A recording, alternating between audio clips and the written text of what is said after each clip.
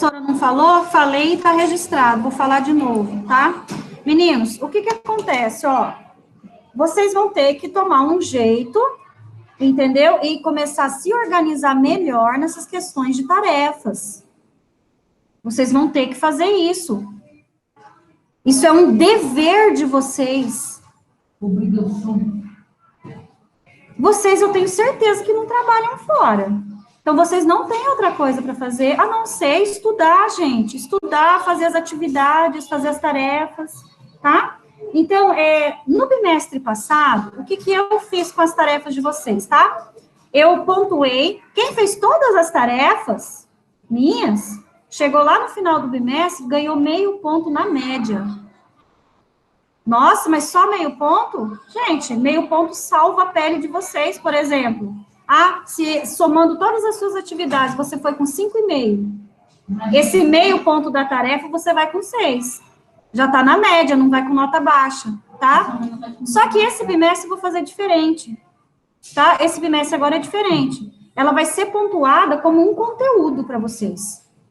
Por exemplo, vocês vão ter aí avaliação mensal, bimestral, eu acho que vai ter simulado de novo, então simulado. Apostila ICA do bimestre passado, que nós já estamos corrigindo, tá? Todos vão ser pontuados, inclusive a gente já está colocando a nota atrás, na frente na capa de vocês, que a tia Kézia colou um papel para a gente colocar as notas, e tarefa. Ou seja, 5 notas, tá? Essas 5 notas, como que é feito, professora? Soma-se tudo e divido por 5. Aquela vai ser a média de vocês. Agora, se você é um aluno que não me entrega a tarefa, eu vou continuar dividindo por 5. Eu vou somar suas 4 notas que você tem e vou dividir por 5. Direitos iguais para todos. Esses são seus direitos, de receber a nota por aquilo que você fez. Agora, é seu dever fazer aquilo que o professor está pedindo para vocês. Professora, mas eu não tenho celular com câmera boa para tirar foto. Legal. Manda a mãe mandar uma mensagem para a tia Kézia. Aí a tia Kézia passa para mim. Não adianta você vir me falar. Eu não vou acreditar. Me desculpa, tá, gente? Mas na atual situação que a gente está, não dá para acreditar. Então, aí, não tem um celular bom, né, para enviar a foto da atividade? Manda a tia Kézia, fala seus pais mandarem lá para a tia Kézia, aí ela vai passar para mim o recado. Aí, o que eu vou fazer? Se você estiver aqui na sala, eu vou olhar a sua tarefa, sem tocar no seu material. Tá? Sem tocar no seu material. Agora, quem está em casa vai ter que dar um jeito depois, né? Pegar o celular da mãe, do pai, e mandar a foto para mim, tá bom? Sempre se identificando, tá, gente? Porque tem gente que manda também a tarefa e não coloca o nome. Eu não vou ser adivinha. Eu não tenho o número de vocês gravado, tá? No celular não tem. Professora. Tá bom? Mandei meu nome com a tarefa, você viu, né, professora? Você não mandou para mim, tá, Matheus? Mandei sim, pera. Deixa eu mandar um oi para tu aqui. Eu não anotei seu nome aqui. Dá uma olhada aí, vê se você mandou para mim. E o meu nome, professora? Aqui, professora, ontem às 15h03. Mandar um oi. Você mandou? Tá. Ontem às 15h03. Sabe o que é, Matheus? Já achei. É que tem outro Matheus Moraes lá no 9º ano. Então, eu confundi com ele. Aí, imagina ele fazer a tarefa, você confirmar que não, mas ele faz. Ele faz, tá? Eu só vou pedir para você, então, Matheus, quando você me enviar de novo, coloca lá 7º ano na frente. Porque daí eu já sei, tá? Vou escrever seu nome aqui. Eu até achei estranho, falei, mas o Matheus já tinha me enviado a tarefa e eu escrevi o nome dele de novo, lá do 9º ano, tá? Então, vou colocar o seu aqui, Matheus. Tô ansioso para ir pro 8º para ele sair da escola.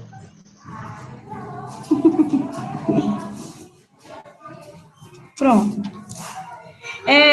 Então, gente, estamos combinados, certo? Outra coisa. Ontem foi... eu acho que foi a primeira vez, né, que eu cobrei a tarefa de vocês lá no grupo, né? avisando, né, que tinha tarefa, que era para enviar até as 17 horas de ontem, tá bom? Porém, foi a primeira e única vez, tá? Não vai ter mais esse tipo de aviso. É que nem eu falei para vocês vão ter que ter essa responsabilidade, tá? Então, sinto muito, não vou receber tarefa depois do nosso combinado, tá, gente? Eu não estou sendo ruim, não estou sendo chata, apenas, o dever, gente. Eu tenho meu dever de fazer, eu tenho meu dever de fazer isso aqui, ó. Esse aqui é o meu caderno de planejamentos, tá? Tem as 4 turmas aqui, ó, as 4 salas que eu dou aula. Todos os dias, tudo que eu passo para vocês, eu escrevo aqui, ó. E a tia Kézia avista. Tudo que eu dou em sala de aula para todas as turmas está aqui. Todos os professores têm esse caderno. Esse é meu dever. Esse é o meu dever. Eu sei que eu tenho que fazer ele, porque eu tenho que entregar esse caderno para a tia Kézia toda quinta-feira. Tá? Então, eu sei qual que é o meu dever. Vocês também têm o de vocês. É só fazer, tá? Bom. Professora, então você tem que entregar um dia antes da nossa aula? Não, porque daí ela já pega a semana toda. Por exemplo, eu já fiz aqui o meu planejamento até na outra semana. Eu já coloquei até a semana de prova de vocês, tá? Então, eu já tenho 2 semanas feito aqui. Certo? Tá? Vamos lá, gente. Hoje, então, a gente vai trabalhar sobre, sobre a agricultura no Brasil, tá? A gente falou bastante sobre o setor primário, né, na aula passada, tá? Exato. A gente viu aí os tipos de extrações também, né? A extração mineral, a extração vegetal, né? A gente viu também. Os tipos de pecuária é muito importante, tá, gente? Vocês saberem aí para a avaliação de vocês, tá? E hoje a gente vai falar ainda sobre o setor primário, que é a pecuária, que é a agricultura, tá? Só a título de curiosidade para vocês, né? O Brasil, gente, ele é um dos maiores produtores de grãos do planeta, tá? Então, assim, tem muitos outros países que dependem do que a gente produz daqui dentro. Tem solo bom, tem terra boa. Tem tudo bom aqui, tá? A gente tem clima favorável, a gente tem relevo favorável, a gente tem mão de obra, tá? Que vai fazer isso também. Ultimamente, né, vamos falar assim, nas últimas décadas, o povo que vive na zona rural, eles são muito discriminados, né? Porque é ralé, ou porque aquele lá não merece, né? Ou fala desse jeito porque vive na zona rural. Gente, a gente tem que dar graças a Deus que essas pessoas vivem na zona rural, sabe por quê? Porque senão a gente não ia ter o que comer dentro de casa. Tá? Exatamente, tá? Então, assim, eles são, vamos falar assim, uma parte da população fundamental para o resto de toda a população do Brasil. Porque é através deles que a gente tem a comida em casa, tá? Também, né? O Brasil hoje é destaque no cenário internacional em produção de grãos por causa justamente dos nossos produtores rurais, tá?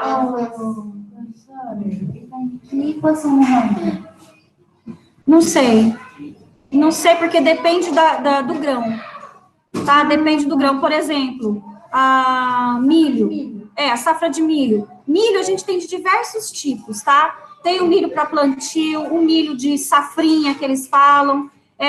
Aí tem as categorias, o milho de pipoca, o milho para alimentação de fazer ração para galinha, né? Para engordar a galinha lá. Aqueles outros, milho de canjica. Olha só quantas categorias. Tem milho vermelho, eu já vi o milho vermelho lá no Mercadão, tem, tá? Milho branco. Então, gente, tem uma infinidade também aí. Feijão é a mesma coisa. Feijão tem categorias, tá? Tem feijão branco, aquele grandão, faz salada com ele, um grandão assim, tá? Tem aquele redondinho, tem o feijão de corda, nossa, feijão preto, o carioca, que é esse comum que a gente come. Então, isso tudo produzido no Brasil. Fora a cana-de-açúcar, que hoje é um dos combustíveis, né, que é a matéria-prima para o etanol, que é um dos combustíveis mais utilizados aqui no território brasileiro. E também para exportação. Tá, gente? Então... Professora, reforçando aquilo que você disse, assim, o pessoal lá da área rural, né, importante para o Brasil, né, eles estão sendo importantes para o mundo. Claro que são. Sim, e eles são muito discriminados, e eles são muito deixados de lado pelo poder público, tá? Hoje, para uma pessoa idosa, que sempre viveu, trabalhou na zona rural, se aposentar, gente, é tão complicado, é muito complicado. Essa pessoa trabalhou lá de sol a sol, na lavoura, mas nunca teve carteira assinada. Então, como que ele vai provar, né, para o poder público, ou seja, lá para o INSS, que ele trabalhou a vida toda ali, que agora ele merece ganhar um salário mínimo, que é R$ 1.100, né, que não dá para fazer nada, tá? Então, assim, assim, eles levam, gente, até 3 anos tentando se aposentar, e muitas vezes não conseguem, porque cada vez que ele vai lá no INSS, porque assim, é tudo agendado, né, não adianta você ir lá na porta do INSS que eles não vão atender você, se você não tiver agendado, tá? E aí, cada vez que você vai lá, faltou um documento. Aí, ele vai e volta para casa, tenta fazer o agendamento daqui 6 meses, daqui 6 meses ele vai e volta com aquele papel, aí a atendente vai falar, mas está faltando esse outro papel. Aí, gente, é desse jeito o INSS. Jamais eu fiquei sabendo de uma pessoa que foi lá naquele dia e conseguiu aposentar. Parece que mas parece que parece que eles são treinados para isso, entendeu? Para postergar a aposentadoria das pessoas, tá? Para demorar mais. Parece que eles são treinados para isso. É uma coisa impressionante o INSS. Fora que o INSS é um órgão público federal, tá? E ultimamente eles estão com bastante déficit de pessoal para trabalhar. O que é déficit? Falta. Tá? Por quê? Porque tem muitas pessoas que trabalham lá no INSS que já se aposentaram, que já passou da idade, né, tempo de trabalho. Tem outras que querem se aposentar e não conseguem porque não tem outro para substituir. E assim, era para ter concurso público desde o ano passado, tá? Mas o governo federal, ele barrou qualquer tipo de concurso público federal, tá? A não ser da Polícia Federal e da Polícia Rodoviária Federal, que vai ter agora esse mês, tá? A não ser esse. O resto parou, tá, gente? Parou. E aí, se isso para, o que acontece com quem necessita daquele trabalho? Ele vai ficar barrado também, não consegue fazer mais nada. E aí é que para tudo, né? Vamos lá, gente. A prova já foi esse domingo.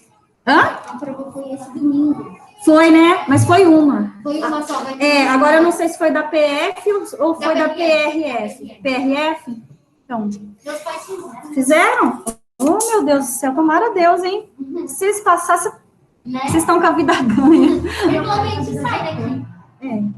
Porque daí vai para onde paga, né? Meninos, vamos então aí à nossa página de hoje, tá? Na página 11, vamos falar então sobre agricultura, né? Agricultura no território brasileiro, ó. O Brasil é historicamente um país agroexportador, ou seja, exporta mercadorias produzidas pela agricultura e pela pecuária. Essa característica tem pontos altos e baixos, mas faz da agricultura um importante setor da economia nacional, tá? Então, vamos lá ver esses altos e baixos, né? Mas primeiro a gente vai ver a importância do Brasil na produção mundial de alimentos, tá, gente? Então, aí a gente pode dizer que o Brasil, ele alimenta uma boa parte do planeta. Por quê? Porque o que a gente produz, a gente também vende, tá? Assim, existem produtos que só são cultivados para o mercado externo, tá? Mas também existem produtos que são cultivados primeiro para atender o mercado interno, que é a gente aqui do Brasil.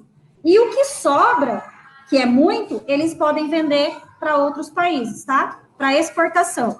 Lembrando, todos os produtos brasileiros que são vendidos para fora do país são negociados em dólar, tá? Por que eu já estou frisando isso? Porque uma das pesquisas de vocês é relacionada a preço. Preço, dólar, tá? Então, aí, já estou dando uma dica da tarefa de vocês, mas a hora que chegar lá eu vou explicar. Vamos lá.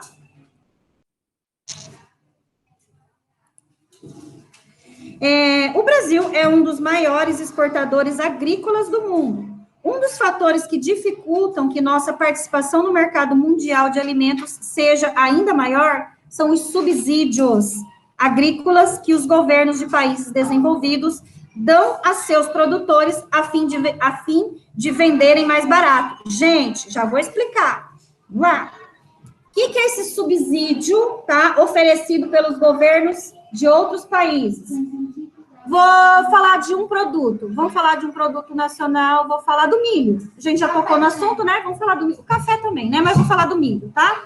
Por exemplo, o milho, ele é produzido em grande escala aqui no Brasil. E tem outros países que consomem muito o milho, ou seja, tem que comprar bastante do Brasil, e eles não... Por que eles têm que comprar bastante? Porque eles não produzem isso lá no território deles, tá? Aí, o que o governo de lá faz? Por quê? Porque custa caro para o país comprar aquele milho, né, para abastecer aquele país. Custa caro. Aí, então, o que aquele governo de lá faz? Ele começa a pegar, então, alguns agricultores, oferece subsídios. O que são esses subsídios? São vantagens, tá? São vantagens que eles têm. Por exemplo, eles cortam ali as taxas de juro de algum tipo de investimento, ou eles... Ai, gente, esqueci a palavra, peraí. Deixa eu ver se tem alguma coisa aqui. Ah lá, ele fala juros, prazos para pagamento... incentivos fiscais. O que é isso, incentivos fiscais? Por exemplo, quando eu tenho uma indústria ou uma loja, alguma coisa, eu tenho que contratar funcionários, né? Para eu contratar funcionários, eu tenho que pagar uma parcela para o governo, tá? Então, aí, essas indústrias, elas ficam isentas de pagar algumas taxas, tá, gente? Isso é um subsídio. Isso aí é uma vantagem para aquele produtor. Então, o que eles fazem? Hoje, o Brasil só não é o maior produtor de grãos do planeta porque teve algumas nações aí, alguns países, que começaram a focar no seu mercado, tá? Pegar alguns produtores que têm terra sobrando lá, né, vamos falar assim, e dar subsídio para ele plantar aquele tipo de grão. E quando ele faz isso, ele acaba diminuindo os custos que ele ia pagar, por exemplo, para ter aquele grão lá dentro do país dele. Mas ele pode fazer isso? Pode, claro que pode, tá? É até bem melhor para eles, é melhor.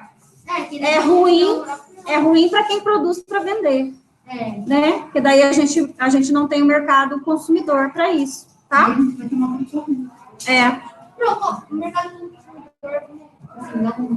Mercado consumidor é quem compra o seu produto. Mas ninguém compra nosso produto. Compra? Vixe, é isso que eu falei. O Brasil é um dos maiores, um dos maiores produtores de grãos do mundo. Ou seja, a gente tem inúmeros, centenas, aí posso falar, de países que compram nossos grãos.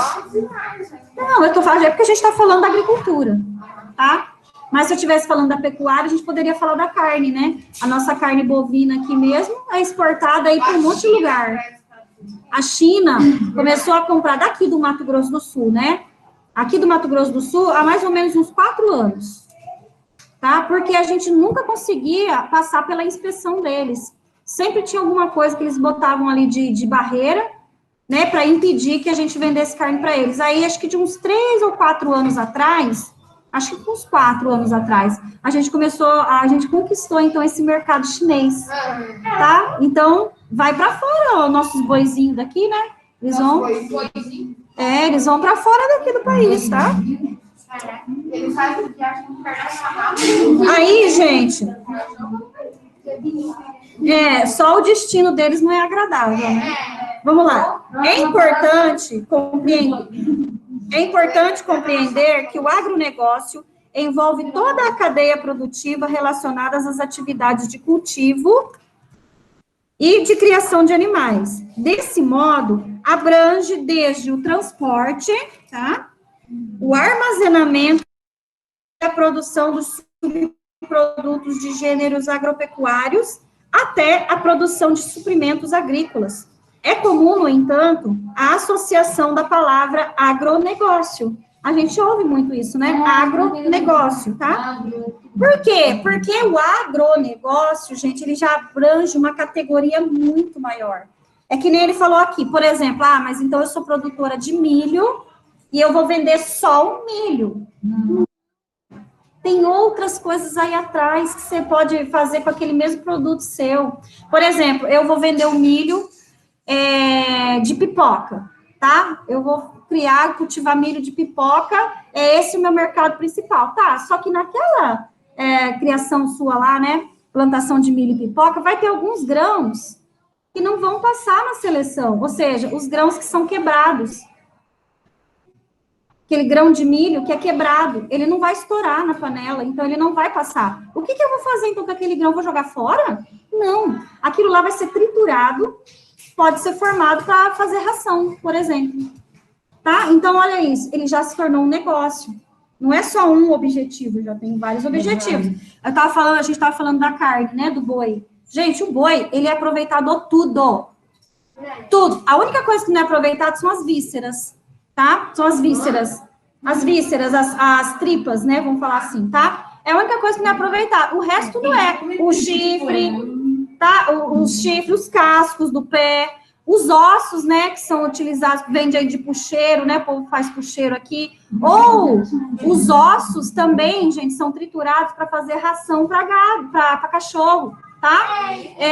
A pele é utilizada, a carne, então, nem se fala, tá? Todos os pedacinhos dele são até o rabo dele, que o povo faz rabada, a língua, né? Gente, olha só, então, que é um produto que você pode, vamos falar assim, que você ocupa 95% daquele produto seu para fazer outras coisas. Por exemplo, mas eu vou criar gado só para vender a carne? Tá, e esse resto todo, da pele, que custa caríssimo. O chifre, né, que são os cascos. Gente, o que eu ia fazer com tudo isso? Eu ia perder dinheiro? Não. Aí já é montado outro tipo de negócio, tá? Vamos lá. Então, ali, a associação da palavra agronegócio apenas a grandes empresas que atuam no setor agropecuário, o que não reflete, então, a realidade, tá? Além disso, essa modalidade de negócios contribuiu para as exportações de commodities, olha outra palavra, commodities brasileiras, já vou explicar, tá? Isto é, produtos que funcionam como matérias-primas no mercado mundial, pois são utilizados para a produção de outras mercadorias. Gente, as commodities, o que é isso, professor? Commodities, gente, são o quê? Produtos negociados, tá? Vendidos in natura. Por exemplo, vou falar, deixa eu ver do quê? Do ferro. Vou falar do minério de ferro, que faz parte do primeiro setor, que é o setor de extração, não é isso? Extração mineral, tá? O ferro, a gente, vamos falar, o Brasil também é um dos maiores produtores de ferro do planeta, tá? E esse é um tipo de mercadoria negociado em commodities, tá? O que é isso? Do jeito que eu retiro, que eu extraio aquele ferro, aquele minério de ferro, eu vendo ele. Eu não levo ele para a indústria, aplico outros, né, procedimentos, ele não tem outros procedimentos para melhorar ele ali, tá? Do jeito que eu pego ele aqui, eu vendo ele lá. Esse é o produto em commodities, tá? Commodities. Dessa forma, quem está comprando de mim, compra esse produto mais barato. Por quê? Porque ele não recebeu nenhum tipo de beneficiamento, tá? Ainda falando do minério de ferro, por exemplo, a China, hoje, é o nosso maior parceiro comercial, maior. tá? Maior parceiro comercial, tá na frente dos Estados Unidos, tá? É China, Índia, que mais é? Tem mais algum mais, Brasil? A Rússia também, a gente tem negócios com a Rússia também, tá? Gente, peguem a agenda de vocês, por favor. Não, tem um horário de tolerância, tá? Ah, que demora. Isso aqui desde o início do ano já foi montado no informativo, tá? Tem tolerância de 15 minutos. Agora já está reforçando mais ainda, tá? E também no negócio que faz de vocês assinarem também. Porque não pode, gente, ficar aqui para fazer uma publicação, tá? Beleza? Você já conversaram. Tem algumas pessoas que os pais já conversaram que não tem como, mas é 1 ou 2, tá? Mais que isso já não pode. Fala no sábado. Fala no sábado aí. Eu fiz assim, eu vou colar isso Quem tá sem embaixo. cola? Eu. Acho que tá certo. Pessoal, a gente está falando das commodities, né? Então, a commodities é esse tipo de produto, tá? Que é extraído, então, ali do caso da natureza, a gente estava falando do minério de ferro, ele é extraído e negociado daquele jeito. Não vai para a indústria, não recebe nenhum tipo de beneficiamento, tá? Hoje, o Brasil, gente, ele negocia muito produtos através de commodities, tá? Oi? Grande parcela, né? A gente tem a China, como eu falei para vocês, que é o nosso maior parceiro comercial, tá? Nada. Então, assim, a gente, commodity, produto retirado da natureza e negociado in natura. Não recebe nenhum tipo de beneficiamento. Quem compra mais barato, tá? Então, por isso que é muito procurado. Mas, por exemplo, mas tem aí países que não querem comprar o minério de ferro do tipo commodity. Ele quer comprar já aquele ferro, aquele minério de ferro já transformado em material. Por exemplo, o ferro mesmo. Sabe as vigas, não tem umas vigas enormes que faz para construção civil? Vocês já viram umas barras de ferro? Gente, aquilo lá, ele foi feito através do minério de ferro. Só que ele é um produto beneficiado. Ele já foi, ele recebeu uma transformação. Então, ele foi para a indústria. Lá na indústria, ele recebeu outros componentes que acabou, então, transformando ele naquela barra de ferro, tá? E aí, ele é negociado daquele jeito também. Só que daí, como ele foi para a indústria, ele já não é mais uma commodity, tá? Ele não é commodity e paga mais caro quem compra, tá? Deu para entender o que é uma commodity, gente? Ainda ficou com dúvida? Não, deu pra entender. Pessoal de casa, deu para entender o que é uma commodity? Sim? Perfeito. Então, vamos virar a folha.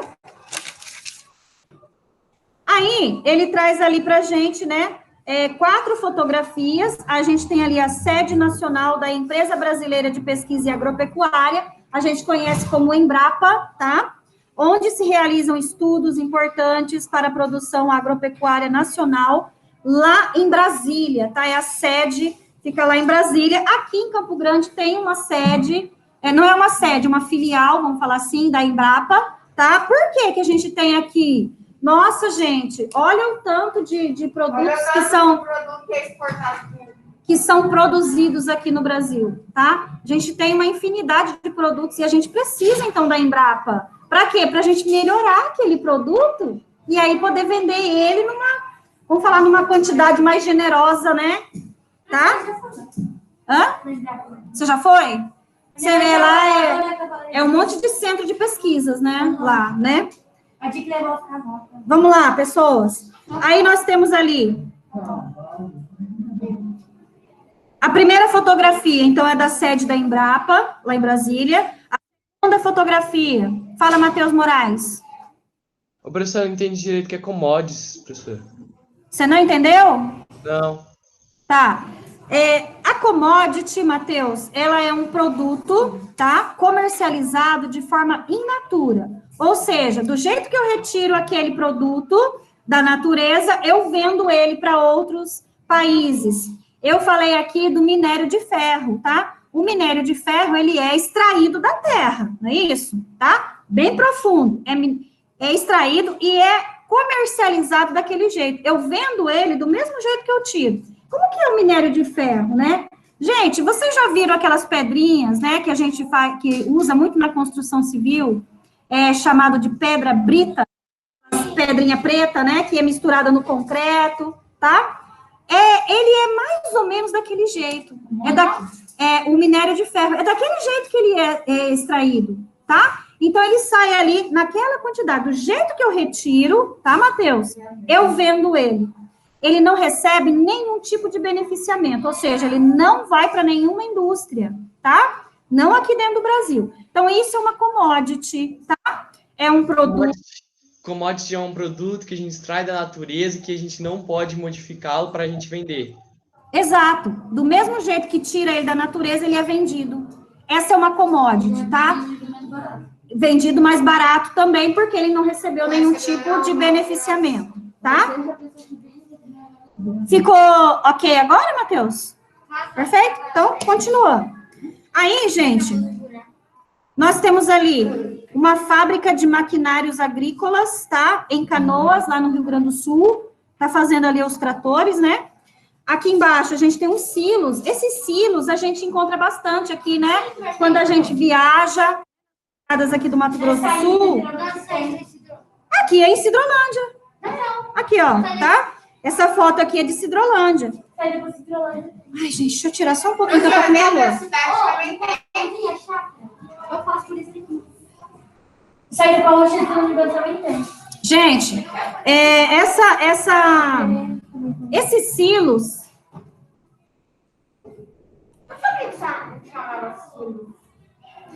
Esses silos, gente, eles são construídos, tá? De alumínio, são de alumínio. Por quê? Porque eles precisam aí passar, né? Pela temperatura ou por água da chuva, tá? O sol quente. E aí ele não pode se decompor, porque se ele se decompor, ele vai estragar os grãos que tá lá dentro. Então, ele é feito de alumínio. O alumínio também é um dos subprodutos vindos do minério de ferro, tá? Então, olha aí, retirou o minério de ferro, levou para a indústria, teve outros componentes que se juntou, formou o alumínio, e aí aquele metal ali foi feito alguma outra coisa com ele. Nesse caso, fizeram silos, tá?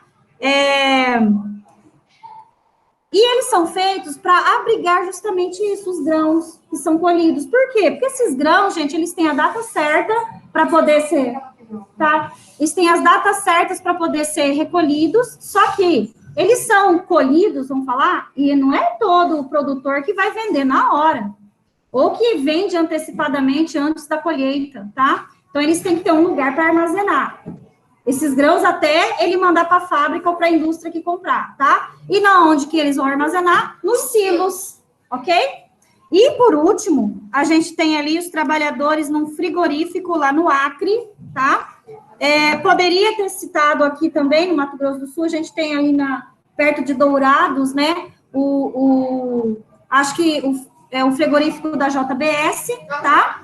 Que abriga ali centenas de trabalhadores, tá, gente? É muita gente trabalhando lá para poder fazer o quê? Suprir esse mercado consumidor da carne bovina, tá, gente? Que agora, a gente já sabe, vai até para o exterior, tá? Aí, ele coloca ali embaixo, ó, o agronegócio envolve várias etapas da cadeia produtiva ligada a gêneros agropecuários, compreendendo os centros governamentais de pesquisa, como a Embrapa, tá? Na Embrapa, gente, também, eles estudam o melhoramento dos grãos. Por exemplo, um grão melhorado, né, um grão estudado ali, melhorado, ele vai ocupar menos agrotóxico. Tá? Pode ser que ele cresça mais rápido, ou pode ser que ele cresça de uma forma mais generosa. Vamos falar do milho, né? Tem milho ali que você vê que o milho dá lá um sabugo de milho, tem 10 grãos. Ou seja, é verdade. Lógico que tem todo um fator ali um fator climático, né, também envolvido, os nutrientes que o solo tem, a quantidade de água, tá? Então, ali, mas acontece, agora, se você tem uma semente, né, modificada ou melhorada, você não corre esse risco de ter a sua plantação, por exemplo, aí destruída, tá? Ou com pouca capacidade. Aí ele fala ali também, ó, a produção de máquinas, o armazenamento de grãos ou o processamento de aves para o consumo, entre outras atividades, tá? Aí, gente, a tarefa de vocês que eu falei que aí é uma pesquisa que vai envolver valores em dólares, tá? Ele fala ali, ó, ao buscar informações sobre as commodities, você deve ter verificado que muitas vezes estas apresentam um preço regulado pelo comércio internacional. Faça uma pesquisa usando como fonte, preferencialmente a Bolsa de Valores de São Paulo, a Bovespa, tá? E escreva na tabela a seguir a cotação, essa cotação, preços em dólares, tá? Das commodities indicadas. Gente, na tabela, ele coloca aqui para vocês os principais produtos que nós brasileiros, comercializamos para o exterior, tá? A gente tem o café, tipo arábica, tá? Café arábica. Nós temos a soja, o boi gordo e o milho, certo? A gente tem esses aí, poderia ter cana-de-açúcar, poderia ter mais outras infinidades ali de grãos que a gente poderia colocar, mas eles colocaram esses quatro. O que vocês vão fazer? Vocês vão entrar na Bolsa de Valores de São Paulo, a Bovespa, vão fazer a cotação desses produtos. Que fazer a cotação? O que é isso, professora? Olhar o valor que ele está sendo comercializado ali. Por exemplo, ó, o café arábica, tá?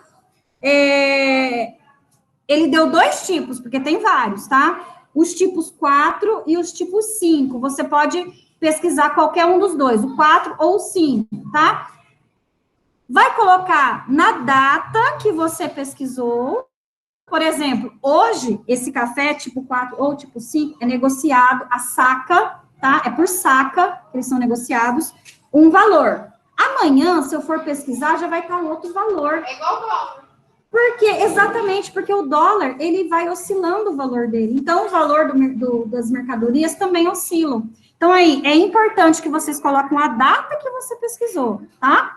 E na frente, o valor em dólar, certo? Não é valor em reais, lá já vai estar em dólar. Aqui já até tem as cifras do dólar, que é o USS cifrão, tá? Esse cifrão. Oi? Eu fui pensar agora para salvar o site, para poder fazer depois, professor. Aí não tô achando.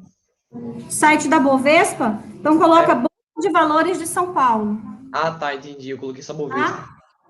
Gente, se vocês não acharem, não se preocupem, tá? Vai lá no Google e coloca lá. Café arábica tipo 5 valor. Tá? Coloca desse jeito. Vai aparecer o valor que tá em dólar. Aí você já coloca a data e coloca o valor que você viu. Perfeito? Então, gente, a data do dia que você pesquisou, porque o valor do dólar oscila, tá? E a gente já sabe que os nossos produtos tipo exportação é negociado em dólar, tá, gente? Aí, essa é a primeira tarefa, certo? Agora vamos continuar, então, aí no nosso conteúdo, tá? A relação entre as importações e as exportações, ou seja, entre o que se compra do exterior e o que se vende a ele, é verificada pela balança comercial. A gente já ouviu falar. Quem assiste jornal, que eu falo para vocês, gente, tem que assistir jornal, tá?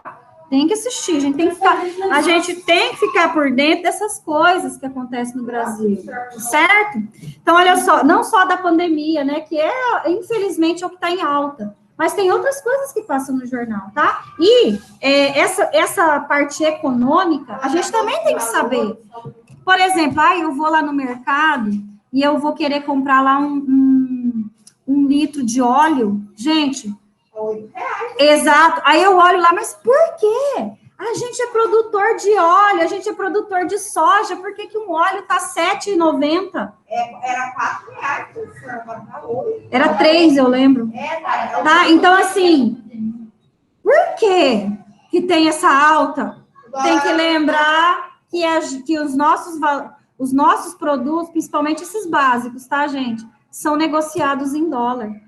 E, infelizmente, quando o dólar está muito em alta, quer dizer que o nosso dinheiro está em baixa. O valor do nosso dinheiro está em queda. E hoje, infelizmente, o real... Então, infelizmente, o real, gente, ele está desvalorizado. Tá? O nosso dinheiro está desvalorizado. Por isso que a gente tem um dinheiro, né? Você vai no mercado, você não compra nada. Porque o nosso dinheiro desvalorizou muito. Tá? Compra 3 coisas. Não compra quase nada. Depende do que você vai comprar. Se você for comprar carne... Uhum. Professora, Eu fui pagar $30 ao mês. Fala, Matheus. tô falando sobre um site para investir dinheiro, professora. Não tá falando nada de Bovespa. Ah, isso mesmo, viu? Você achou? Não, só tá falando um site para você mesmo investir seu dinheiro. Ah, tá. Um site para você mesmo investir. Não aparece. Depois você pode mandar no grupo o site, professor, porque eu não tô achando. Eu não sei site para gente investir dinheiro, eu não sei. Não, para nós, não, tô falando a site da Bovespa.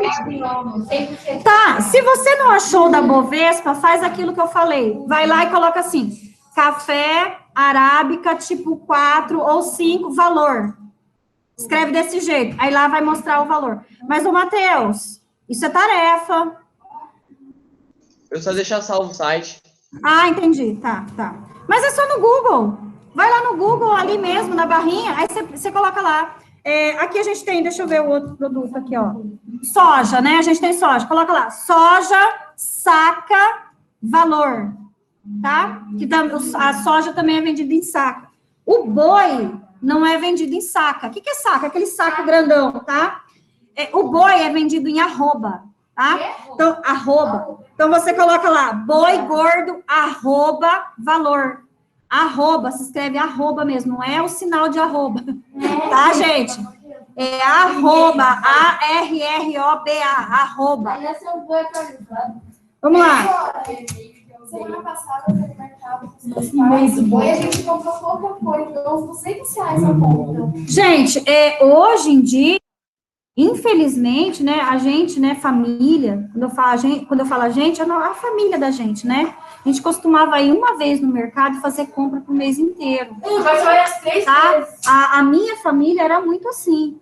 Então, a minha mãe, meu pai, né, já fazia compra pro mês inteiro, tirando carne, né, porque não tinha lugar para guardar, e verdura, né, que não dura o mês inteiro. Mas a comida básica e higiene, coisa de higiene, né, e limpeza, era pro mês inteiro, pro mês todo, tá? Hoje, a gente não consegue mais fazer isso, tá? Então, assim, hoje a gente substitui muita comida, né? Por exemplo, quando o arroz estava muito caro, vocês lembram do ano passado? Um saco de arroz tinha lugar que estava R$45, um saco de arroz, tá? Então, o que a gente passou a fazer? Substituir o arroz pelo macarrão, que era mais barato, tá? Então, assim, não tem como. Se você é uma família grande e você recebe lá os R$200 que o governo quer dar lá do bolsa, não sei o que lá, entendeu? O auxílio emergencial, né? R$200. E se pega naquela época que o arroz estava R$45, se eu tenho uma família de 6, 7 pessoas, que infelizmente, é a realidade das famílias de baixa renda hoje, né? Uma família numerosa. Como que ele vai passar com R$200 para comprar comida para a família toda? Porque esse dinheiro emergencial... ele é voltado para comprar isso, se você for ver. Que é o que mais falta na mesa do brasileiro hoje, é comida, tá? Ele vai deixando de pagar outras contas. Vai deixando. Até ele ser despejado, né? Quem paga aluguel, infelizmente, é assim, tá? Vai. Meninos, deixa eu continuar aqui, já é 8, 9, 10 e 10, tá? O saldo... eu tô falando da balança comercial, né? Gente, o que é uma balança comercial? É o equilíbrio entre o que eu compro e o que eu vendo, Isso é uma balança, tá? Por exemplo, aqui no Brasil, a gente se tornou autossuficiente em petróleo lá no ano de 2012, se não me engano, né? A gente descobriu a plataforma do pré-sal, lembra do pré-sal? A gente já falou sobre isso? No mar territorial brasileiro. A gente descobriu o pré-sal lá no ano de 2010. Até fazer todas as descobertas, todas as engenharias possíveis, né, para poder extrair lá aquele petróleo, em torno de 2 anos, né? Aí descobriu que naquela época poderia se tirar do pré-sal cerca de 1.000 barris de petróleo por dia. Não por hora, eu acho que... eu agora não lembro se é por hora ou se é por dia, tá? Ou seja, era muito. Lembrando que naquela época a gente comprava petróleo de fora para abastecer o nosso mercado interno, tá? Aí, depois do pré-sal, a gente começou a vender. Olha aí como que mudou, tá? A gente começou a vender. Tinha pra gente e sobrava para vender, tá?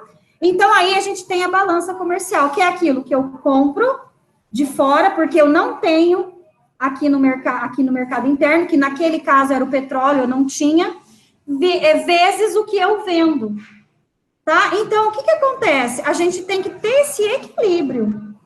Ou, se eu quero ser um país desenvolvido, coisa que o Brasil não é um país emergente, eu tenho que vender mais do que comprar.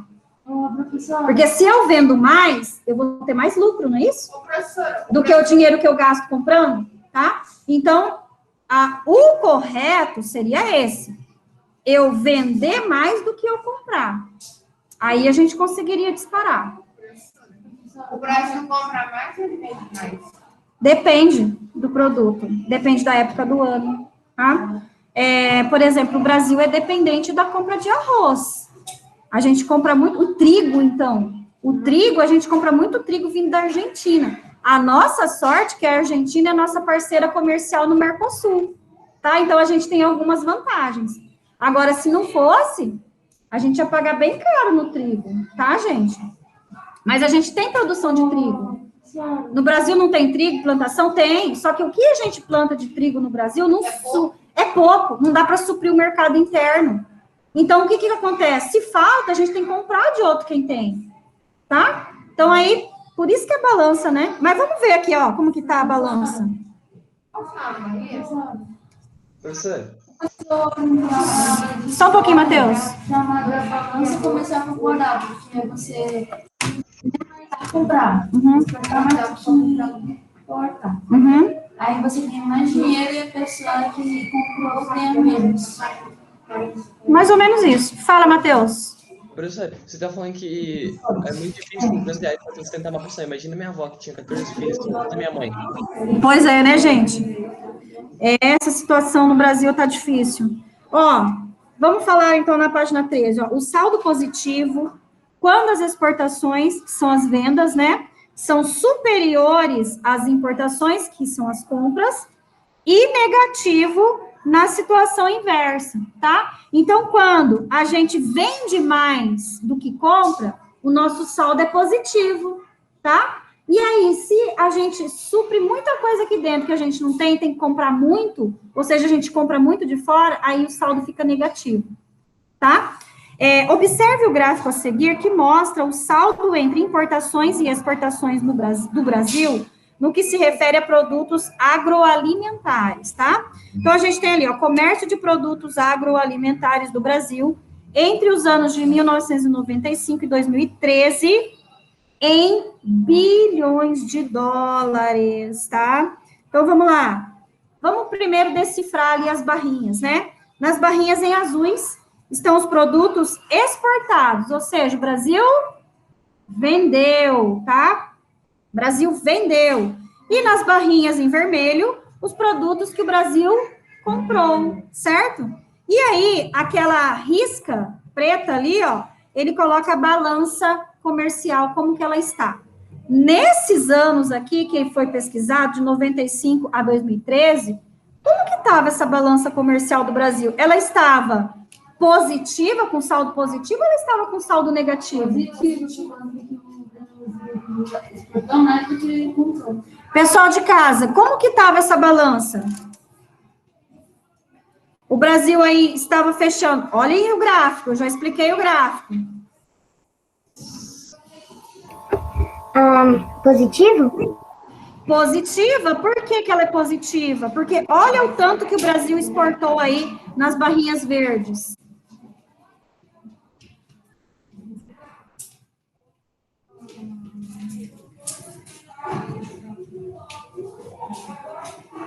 Tá? Então, olha o tanto que o Brasil vendeu e o tanto que o Brasil comprou nesse período, de 95 a 2013, tá? Então, o Brasil fechou num saldo positivo, ok?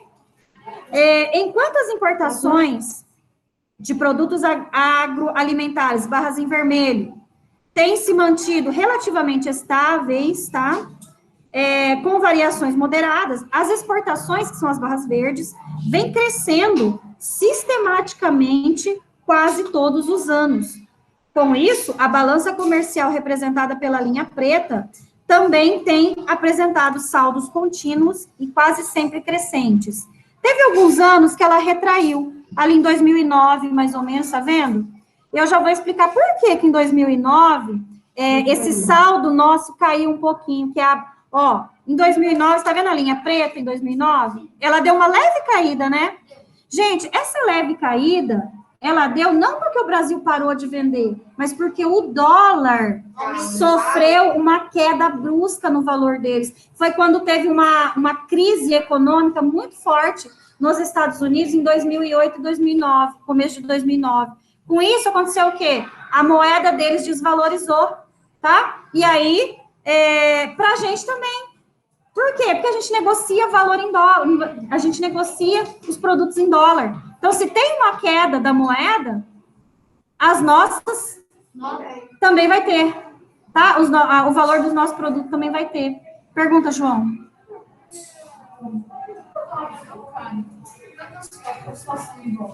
O dólar? Gente, o dólar está em alta, eu creio por causa do setor econômico que eles planejaram para o país deles, tá? Tem muito a ver com vamos falar do Ministério da Economia. O Ministério da Economia, gente, eles trabalham para isso, para fortalecer a economia do país, tá? Então, assim, eu não sei o que eles estão fazendo lá, né? A gente podia pegar receita, né? Para poder fazer aqui no Brasil também. Porque a gente só está vendo a nossa moeda desvalorizar. Só desvalorizar. E a gente percebe isso quando a gente vai no mercado comprar as coisas. Pegar aqui R$100, você compra... A gasolina. Por que a gasolina está tão caro se a gente tem a Petrobras, né? Aqui a gente tem o pré-sal aqui no Brasil. Porque é uma mercadoria que está sendo exportada, está sendo vendida em dólar. A senhora deve uma cidade de Mato Grosso, chegou a 7, quase R$10. Tem, gente, tem, tá? Continuando.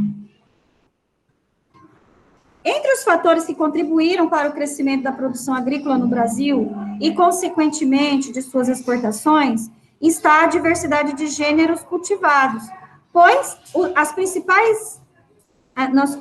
as características naturais do território possibilitam uma grande variedade de culturas. Soma-se a isso o aumento da demanda nos países asiáticos, principalmente a China, e o crescimento da produtividade das lavouras por meio do uso intenso de tecnologias desenvolvidas por pesquisadores brasileiros, considerando as particularidades do nosso país, tá? De nosso país. Aí a gente agora vai falar um pouquinho dos fatores naturais, tá? Vou ter que trocar de lugar, Nicole? O desenvolvimento da agricultura não depende apenas da necessidade ou da vontade de cultivar o solo. Alguns fatores alheios à vontade humana também interferem diretamente na produtividade agrícola, podendo tanto ajudar quanto atrapalhar os cultivos. Os principais elementos que influenciam a agricultura são o solo, o relevo e o clima, tá? Esses são os fatores naturais que tem que estar em constante harmonia. Para quê? Para que aquele meu cultivo, né, eu possa plantar, ele possa crescer forte, né, dentro da época da colheita, eu consiga colher aqueles grãos, né, de excelente qualidade e vender por um bom preço, tá? Então, eu tenho que ter esses 3 fatores, que são o solo, o relevo e o clima. Eles têm que estar em conjunto. Lembra que eu comentei com vocês na semana, acho que foi na semana passada? Por exemplo, se eu ganhei lá, né, recebi aquela minha fazenda, ou uma chácara, de uns hectares lá, e eu quero fazer um plantio naquele hectare. Mas eu não tenho dinheiro, aí eu vou no banco pedir o dinheiro. Lembra? Aí, aqui eu estou aqui, nesse sol escaldante, e quero plantar uva. É óbvio que o banco vai me negar o empréstimo, porque o banco sabe que aquela propriedade ali que eu tenho, isso que eu tenho que fazer um estudo do meu solo, né? Eu tenho que pegar um engenheiro agrícola e mandar fazer todo o estudo do meu solo, tá? Claro que tem, tá? Aí, o que eu faço? Eu vou pegar aquele todo estudo, vou levá-lo no banco, eu não entendo, né? Eu pego aquele estudo todo, levo no banco, mostro para o meu gerente, eu falo, eu quero dinheiro, eu quero plantar uva aqui nesse meu solo. Primeira coisa que ele vai ver, se o solo é compatível, tá? Se o clima é compatível e se o relevo é compatível. Por exemplo, Não adianta ser o relevo. Aí eu herdei uma terra numa área de Planalto e eu quero plantar soja, porque eu sei que soja está em alta, né? Um dinheiro violento de soja, olha o litro do óleo aí como está. E eu vou lá na minha área de Planalto que eu quero plantar lá. Vou conseguir? Gente, não. Para eu plantar soja, eu tenho que ter um terreno mais plano. Tá? Tem que ter um terreno aí de planície. Não vai dar certo lá na área de Planalto. Vou conseguir aquele empréstimo? Jamais, né, gente? Tá? Jamais. Então, vamos lá. Solo, vamos falar dele primeiro. Conforme você estudou, trata-se da camada superficial da crosta. Forma-se por meio de processos externos de desgastes de rochas e decomposição de matéria orgânica.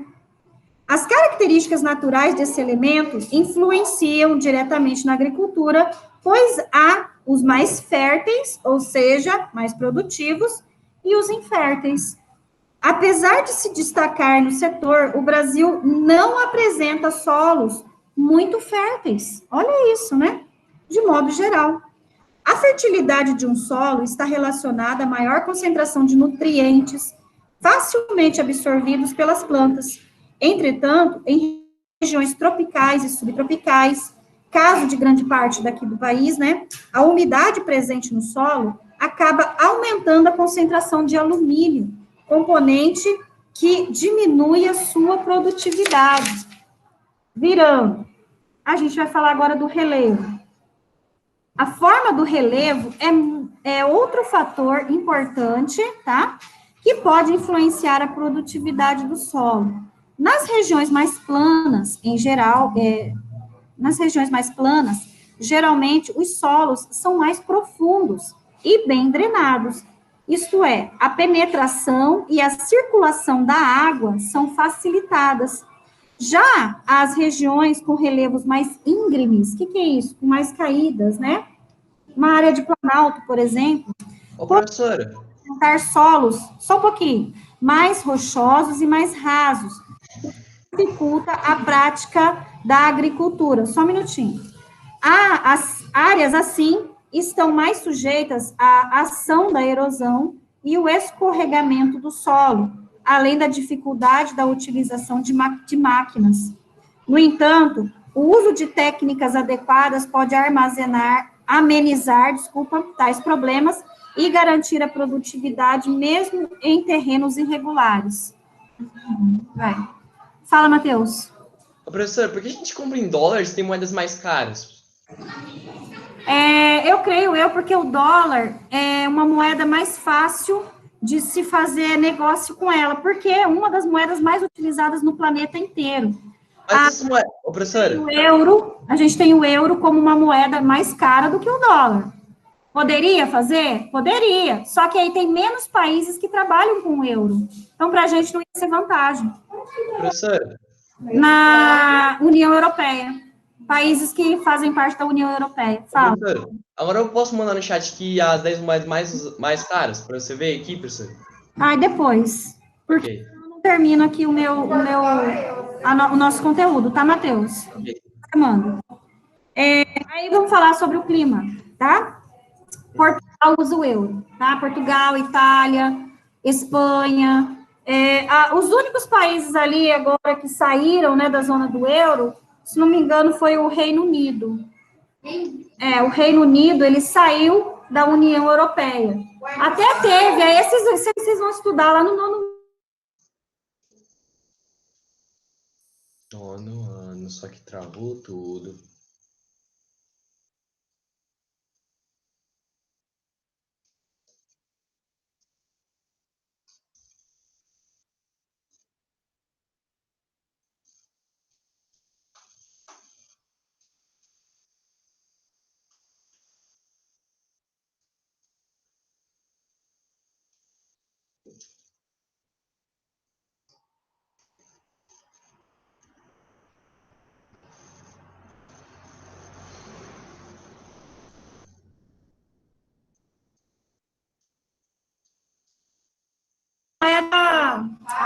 Por favor. Deixa eu falar, peraí, deixa eu lembrar. Estabilizado. É uma moeda que está estabilizada. Ela não vai quebrar. Tá? Não vai ter quebra na economia quem faz aí com ele. Só que, o que acontece? Esses países do Reino Unido que quiseram sair, eles não estavam tendo tantos lucros ficando com essa moeda, tá? Então, eles resolveram sair, mas não é assim, resolveu, vou sair. É todo um negociamento, uma negociação, porque os países que estão ainda na zona do euro não querem perder, tá? Não querem perder. É como se você fosse parte de uma empresa, tá? Você lá com seu CPF faz parte daquela empresa que tem um CNPJ. Mas aí eu não quero mais participar, eu quero retirar minha sociedade dessa empresa. Você tem que fazer todo o planejamento para suas sair perdendo, porque eu investi dinheiro naquilo. E nem aqueles que estão ficando também sair perdendo, tá? Então, aí, deixa eu voltar. Vamos falar do clima. Pessoal aí de casa, a conexão tá caindo um pouco, tá? Então, vamos falar do clima ali. Eu tenho aqui a página 19. Ai, Jesus, vamos lá. Clima. Não é raro ocorrerem fenômenos climáticos que comprometem as plantações e as colheitas, como as secas prolongadas ou excesso de chuvas, né, ou geadas, tá? Contudo, o clima pode ainda condicionar ou regionalizar certos tipos de cultivos. Isso porque alguns produtos não se adaptam a determinados tipos de clima. Como verificamos, a produção agrícola brasileira é bastante diversificada. Essa diversificação, muitas vezes, ocorre em virtude da adaptação de certos cultivos às condições climáticas de cada região. A cana-de-açúcar, por exemplo, é típica de regiões tropicais quentes, enquanto maçãs, pêssegos e uvas se desenvolvem melhor em regiões com climas mais frios, como os que são característicos da região sul. Por outro lado, há também itens produzidos em diferentes áreas, como o caso da soja e do milho, os quais se adaptam bem em praticamente todas as regiões brasileiras. Mas como isso é possível, é o que veremos a seguir, tá? Então, aqui, olha só essa plantação aqui embaixo, gente, na Arábia Saudita, no deserto, tá?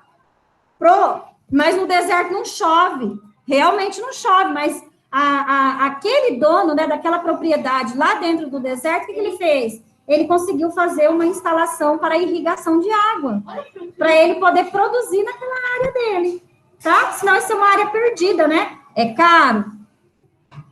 É muito caro, tá? Só que para ele ficou viável. Por exemplo, aquela região lá da Arábia Saudita, que não tem, né, certos tipos de plantação por causa do clima, tem que comprar de outras nações. Não é isso? Já viu? Ou seja, ele tem que importar. Quando ele faz isso, ele gasta muito dinheiro. Então, fazendo as contas lá deles, né, eles resolveram que era melhor, então, ele investir naquele sistema de irrigação do que comprar de outras nações. Saiu mais barato, tá? Então, tem que ser feito todo esse estudo, né, gente? Aí ele fala assim, ó, quando as técnicas agrícolas superam os limites naturais, tá? A humanidade há tempo se dedica ao desenvolvimento de técnicas que facilitam a apropriação dos recursos naturais para, desse modo, poder transformar os espaços geográficos. Na agricultura não é diferente. As sociedades humanas desenvolveram e desenvolvem habilidades e tecnologias a fim de cultivar em locais que naturalmente não apresentariam condições favoráveis ao plantio, superando os limites impostos pela própria natureza. Como exemplos conhecidos, podemos mencionar os cultivos em áreas de climas áridos, como parte de Israel, da Arábia Saudita e da China. Com o uso de recursos tecnológicos, foi possível irrigar plantações nos desertos, promovendo uma grande mudança nas paisagens desses locais, o que é o que a gente viu aqui nessa foto. Olha que foto linda do outro lado, no sertão nordestino, tá, gente? Então, lá em Petrolina, lá, ó, tá? Em Pernambuco, vamos lá. O Brasil apresenta 2 casos em que também foi possível superar barreiras naturais à produção agrícola. Primeiro caso, o da soja no Cerrado, que é o nosso, tá, aqui, e o da uva no Nordeste. Ambas são culturas originais de climas mais frios ou temperados que vêm sendo desenvolvidas em regiões de clima tropical quente, além de estarem em solos impróprios para elas. Olha isso, né? Então, tem aí 2 fatores que é contra, né? O solo e o clima, tá? Porém, o uso da tecnologia, tanto para o aperfeiçoamento de sementes de espécies mais resistentes às altas temperaturas, quanto para o manejo adequado do solo, promoveu a prática da agricultura em locais com solos que não eram naturalmente muito férteis. Assim, em 2015, a região Nordeste foi responsável pela produção de 12,6% da safra de uvas brasileiras, com destaque para os estados de Pernambuco e da Bahia. O Vale do Rio São Francisco, no Vale do Rio São Francisco, o cultivo de uva ocorreu em razão de diferentes ações humanas. Entre elas, o melhoramento genético, né, das variedades, que aí é produzido em laboratório, esse melhoramento genético. Aqui no Brasil a gente tem a Embrapa, né, para ajudar a fazer isso, como algumas desenvolvidas pelo Instituto Agrônomo de Campinas, e outra ação importante foi a irrigação, tá, das áreas cultivadas. Mas lá no Nordeste brasileiro, no sertão nordestino, não tinha rio, né, porque é uma área semiárida, ou seja, a chuva, né, vai ocorrer ali de 3 em 3 anos, de 4 em 4 anos. Então, eles têm aqueles chamados rios intermitentes, né? Quando tem chuva, aparece o rio. Quando não tem chuva, o rio seca, tá? Como que eles fizeram, então, para cultivar? Através da transposição do Rio São Francisco. Lembra que eu falei já dele para vocês? Que eles criaram um braço, né? Construíram um braço ali do Rio São Francisco para aquela água ir para outro lugar. Foi isso que aconteceu aqui no Nordeste, tá? Já em relação à soja, nosso país desponta como o maior exportador do mundo, tá? Em grande parte em decorrência das plantações de soja no Cerrado, as quais foram possíveis principalmente por causa de pesquisas elaboradas pela Embrapa. Vamos falar então um pouquinho da modernização. Nossa, eu estou perdendo até meu fôlego, gente. Não sei se a gente vai alcançar, mas vamos lá. Modernização agrícola e estrutura fundiária no Brasil, tá? Deixa eu tomar água. Aí. 10h30.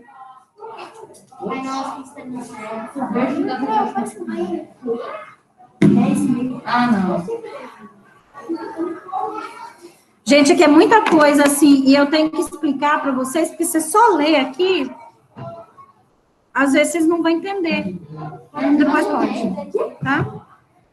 Então, modernização agrícola e estrutura fundiária, tá?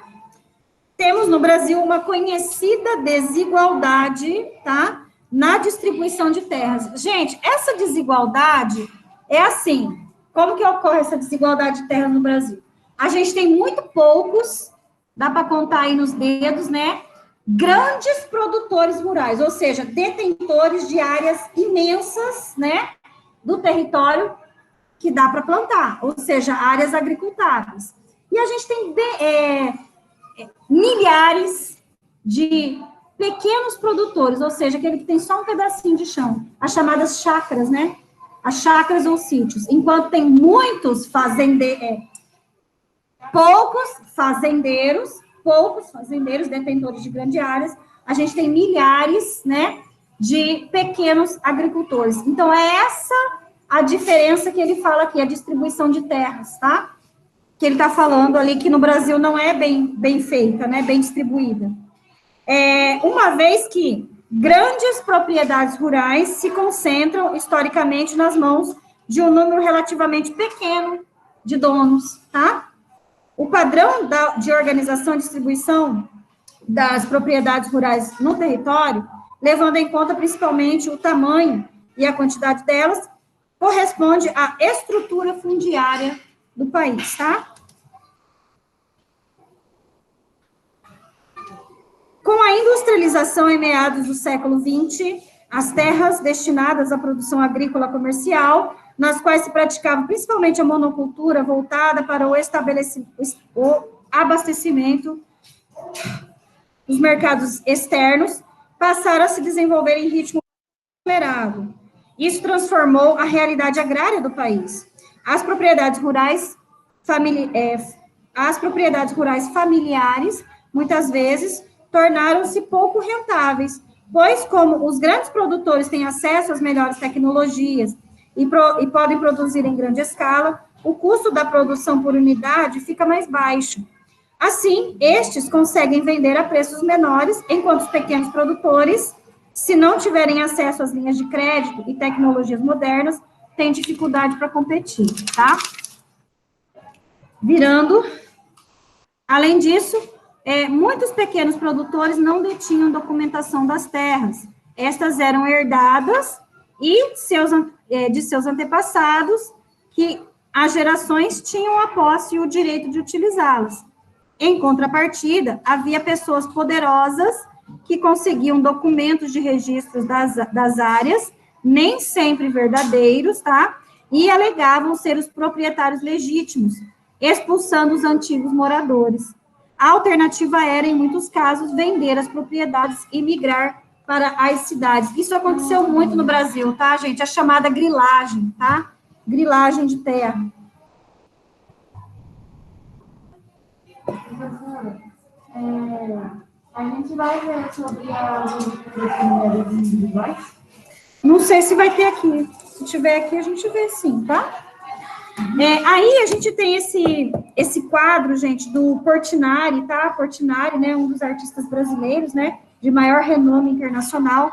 Ele pintou essa imagem, né, retratou essa imagem do jeito que ele enxergava a população rural, quando ela acabava perdendo tudo, né, ficava na miséria, no setor rural, na zona rural, e ela era obrigada, então, a sair do local de origem dela, né, e procurar, sim, eram obrigadas porque eles, primeiro, não conseguiam competir com as grandes indústrias, tá, e depois, alguns desses atuais proprietários falavam, não, essa terra pertence a mim, aqui o papel, tá aqui a escritura, e aí fazia o que aquela família? Acabava perdendo tudo, porque elas não tinham, essas terras eram herdadas, né, como ele falou aqui, vinha de geração em geração.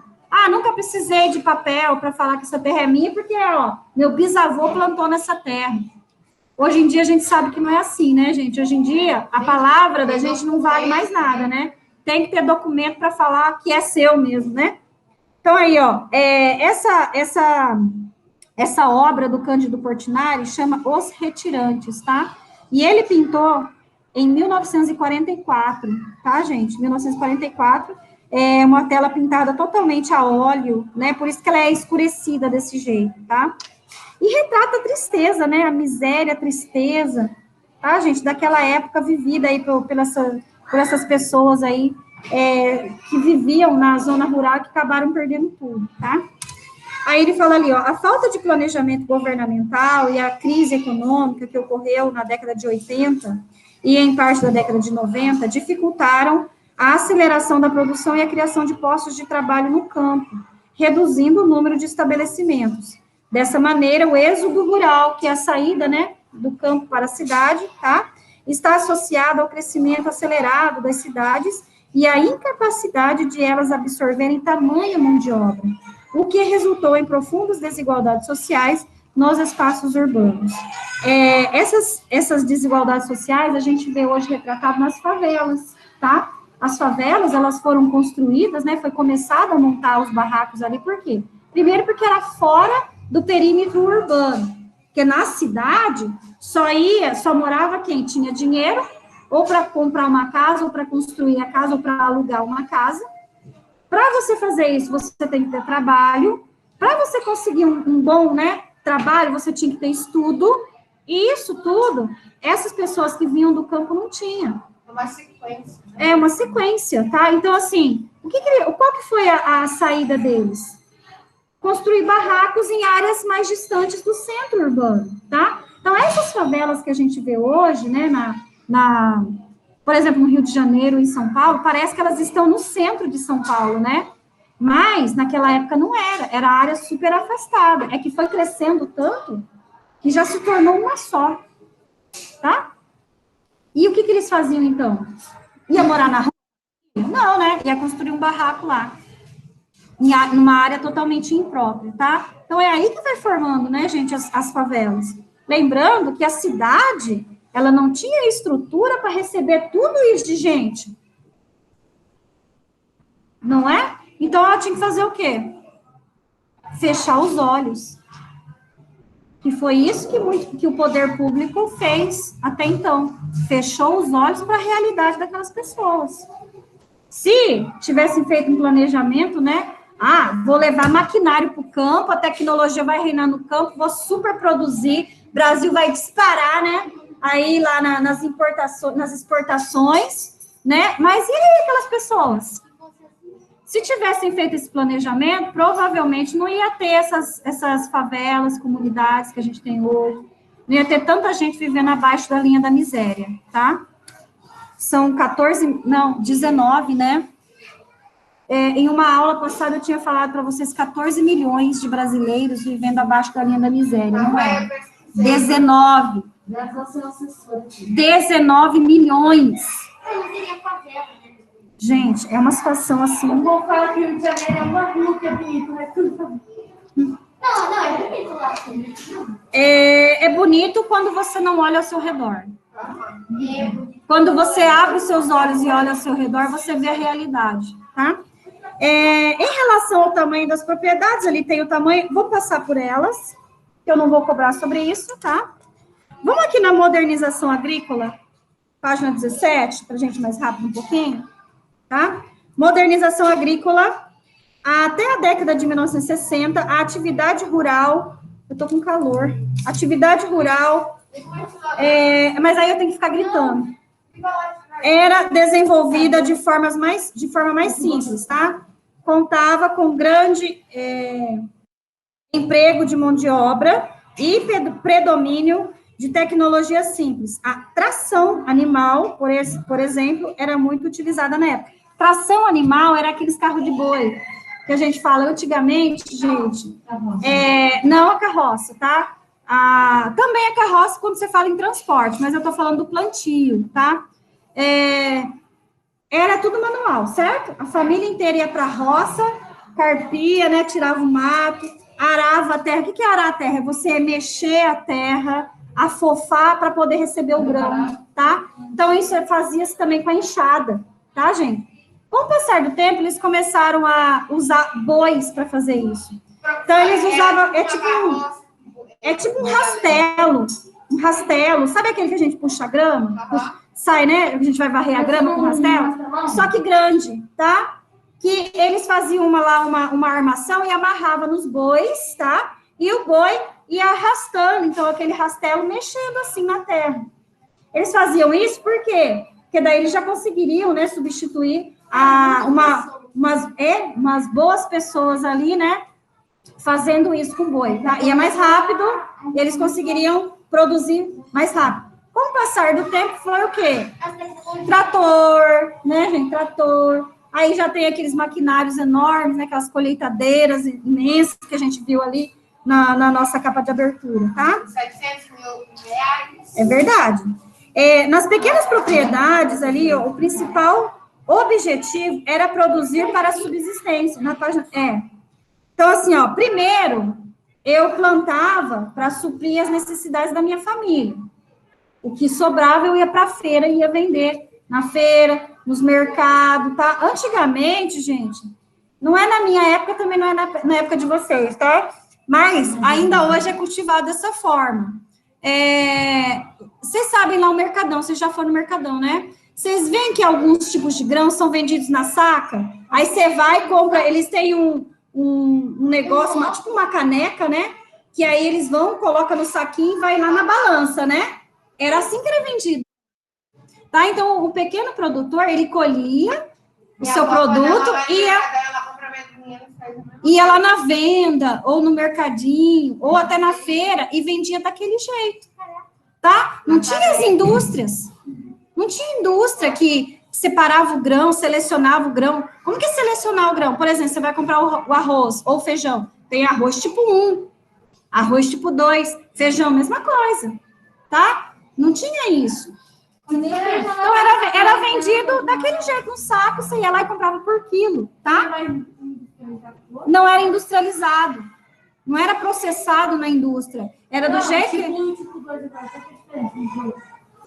o tipo 1 do arroz, vamos falar, é um arroz fino, longo e inteiro. Se você for ver o arroz tipo 2, por exemplo, ele vem quebrados, não é aquele arroz lindo, né, que você vê um arroz bonito, não fica soltinho na panela, tá? O feijão também, tem o feijão tipo 1, feijão tipo 2. Feijão tipo 1, às vezes você não precisa nem escolher ele, que ele vem inteirinho, não vem pedra no meio, tá? O tipo 2 já vem, às vezes vem. Eu achava meia hora para feijão. Página 18, fala. Aí, tipo, eu peguei uma vez que minha mãe pediu, né? Ela falou assim, tipo, uma não tá entendendo, que ela comecei a ler esse negócio e achei, tipo, Tem na embalagem. esse arroz que a gente usa. Vai, continua. Tá, agora sim. Eu senti, agora você assim, quer. Não, mas isso é normal? Sim, ele não é plantado? Mas não chama com pedra? Por isso que tem que separar o... Tem que escolher o feijão. Meus pais não. Tem que escolher, tá?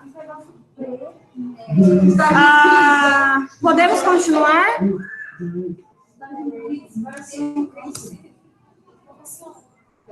Eu vou me recusar agora a continuar com vocês conversando. Aí vocês se virem lá para estudar, tá? Fala. Pode. Tá? Página 18, então a gente vai falar ali da agricultura e saúde, tá? Produtos orgânicos e geneticamente modificados, tá? Então vamos lá agora. Prestem atenção, porque tem a ver com a segunda pesquisa de vocês, tá? A manipulação genética é a introdução de genes entre organismos, animais ou de plantas, tá? A fim de melhorar determinadas características. A semente de uma planta geneticamente modificada pode, por exemplo, conter um gene que a torna resistente a pragas ou a produtos químicos. Assim, as plantas crescem com uma proteção induzida artificialmente. O consumo de alimentos geneticamente modificados, entretanto, gera algumas polêmicas, pois muitos defendem que, em razão de algumas características, seu uso pode trazer riscos à saúde humana. Também há riscos ambientais, como a interação das plantas modificadas com outras plantas, que podem ameaçar as espécies naturais.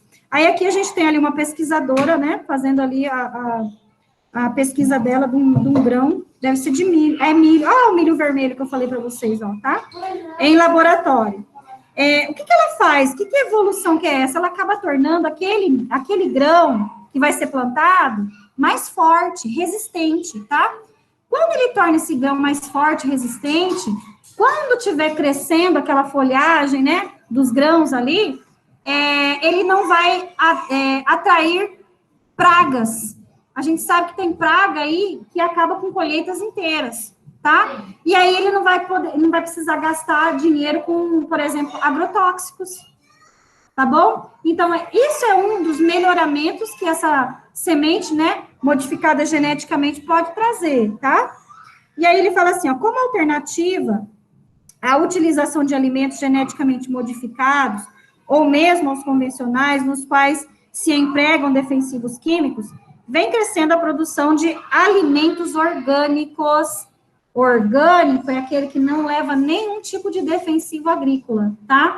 Consequentemente, gente, ele é mais trabalhoso, tá? Para cuidar, porque eu não vou colocar agrotóxico nele, então eu preciso ficar cuidando diariamente, o dia todo, aquele meu alimento, tá? E aí, quando eu for comprar, eu como consumidora final, eu vou acabar pagando um preço mais caro. Tá? Então, esses produtos orgânicos, eles acabam sendo mais caros. Tais tipos de alimentos são cultivados sem defensivos, então, né, químicos, que prejudicam a saúde humana ou o ambiente, e sem modificações genéticas. Por essa razão, são tidos como alimentos mais seguros e livres de contaminantes, entretanto, custam mais caro. Aí aqui vai falar um pouquinho da reforma agrária. Gente, deixa eu ver se vai dar tempo. Vai dar tempo, pode, tá? Então, entenderam essa questão do produto orgânico, tá? Ali, vamos falar do Comper, né? Eu gosto de falar do Comper, porque o Comper, ele tem ali na feirinha, né? Diversas, né? Ele tem variedade de tudo quanto é tipo, né? Lá na feirinha do Comper. Tem uma parte lá na geladeira que vende tudo embaladinho, bonitinho. Por exemplo, você vai lá e fala, agora eu quero vou viver numa vida, não fitness, uma vida saudável. Quero comprar produtos sem agrotóxico para mim comer. Aí eu vou lá com R$10 para comprar 1 quilo de tomate para eu fazer minha salada, tá? Gente, primeiro, você vai lá nesse setor, vai estar lá na embalagem, 3 tomates, R$15. Já minha salada já foi por água abaixo, tá? Já não vou mais ser... tá? Gente, eu falo no Compra porque eu já vi, tá, gente? Eu já vi, e eu gosto de olhar lá para saber os preços. Eu morro de vontade de comprar, mas não dá, tá? Então, assim, se olha os preços, assim, aí se eu vou lá naquela banca enorme de tomate, né, que eles botam lá, R$3. Tô chutando, tá? R$3 o quilo do tomate. E aí eu quero ser natural, saudável, e vou lá querer comprar um produto orgânico, não consigo. Por isso que o nutricionista tá? Não consigo. Aí, qual que é? Então, o que eu tenho que fazer? Eu não posso ser natural? Posso. Eu vou comprar aquele tomate de R$3 e vou ser natural. Sabe como? Lavando. Lavando, gente, o meu tomate, ou a minha fruta. Maçã, a gente vê muito. Pega uma maçã e passa a faquinha do outro lado que corta. O outro lado sai tipo uma cerinha. Aquilo ali é agrotóxico. Tá, gente? Então, ó, pega uma maçã em casa, antes de lavar ela, passa a cerinha de leve assim, ó, tá? Não é para arrancar a casca. Passa do outro lado da faca, não do lado da serrinha. Passa assim, ó, da faca, ou uma colher, tanto faz, né? Você vai ver que vai sair uma cerinha. Aquilo é agrotóxico. E que a gente come e a gente nem sabe, né? Então, assim, o que a gente pode fazer hoje, nos próprios setores lá de verdura, vende uns vidrinhos assim, ó, que é para você lavar você lava com água normal e deixa de molho naquele, né? Você dissolve, né, aquele conteúdo e deixa de molho lá meia hora, pronto, tá livre, tá? No caso da maçã, que a gente faz? Vocês já viram umas escovinhas? Você até bota a mão assim e ela escova assim? Aquela escovinha é muito utilizada hoje na cozinha, tá, gente? Principalmente para lavar, para a gente lavar a fruta, essa fruta que a gente come com casca, para a gente lavar abobrinha, cenoura, tudo se esfrega com aquilo ali, tá, gente? Esfregando. É trabalhoso, é trabalhoso. Mas aí você tem que ver, é a sua saúde, tá? Fala, João.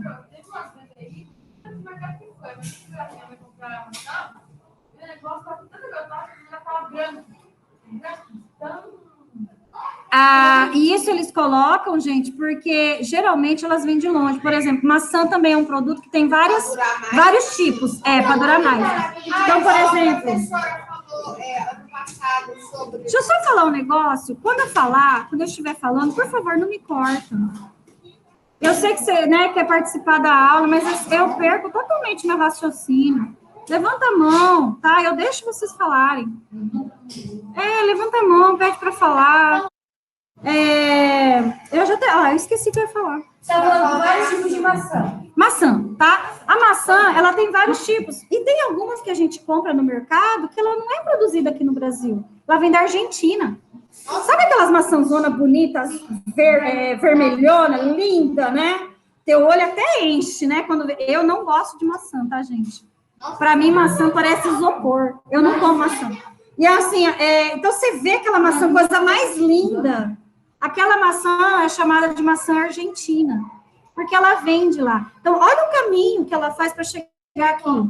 Isso eu estou falando daqui do Mato Grosso do Sul, que é mais próximo da Argentina, tá? E quando eu falo de lá do Nordeste, essa maçã também vai para lá, tá? Então, assim, esses agrotóxicos que a gente vê também para proteger aquele produto, né? Até chegar naquele consumidor, vai ficar ainda 15 dias lá na banca, né? Bonita, vistosa, depois que o consumidor ainda vai comprar, tá? Então, eles usam isso para inibir pragas, tá? Pragas lá na lavoura, e também para conservar o produto. Esse produto orgânico, ele é mais caro, mas o tempo de vida dele também é menor, tá? Também é menor. Alguém quer comentar? Não, o professor também tem a maçã verde, né? Que é mais cara para salada. Eu gosto dessa, mas eu não posso comprar porque é cara, tá? Mas vamos lá. É um pé de maçã, como se fosse o pé de laranja. A laranja, você não vê ela ali, o pé de manga. Ela dá ali, assim, penduradinha, tá? Meu pai plantou feijão do em casa, tá? Feijão, ele dá em rama, assim, no chão, né? Não é uma árvore. Ele é igual a abóbora, ele vai pro chão, assim, né? Aí ele tem uma vagem. Vocês já viram vagem, né? O feijão, ele é assim, é uma vagem. Aí você tem que descascar. Aí, quando tá verde, é porque não tá bom ainda. A vagem, você come ela verde, né? Mas no caso do feijão, não. Feijão, a casca, ela vai ficar marronzinha, né? Aí você vai debulhar, que a gente tira da casca, assim. Fala. A plantação de abacaxi eu já vi também. Ele não é uma árvore. Exato, dá um caule assim, né? E aí nasce ali o abacaxi.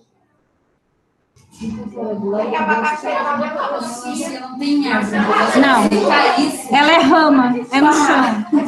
Melancia, abóbora, é tudo em rama no chão, tá?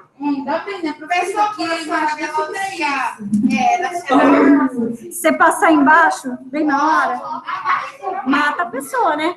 É igual abacate, né, gente? O abacate, na época do abacate, você não pode ficar muito embaixo, né? Porque se cair...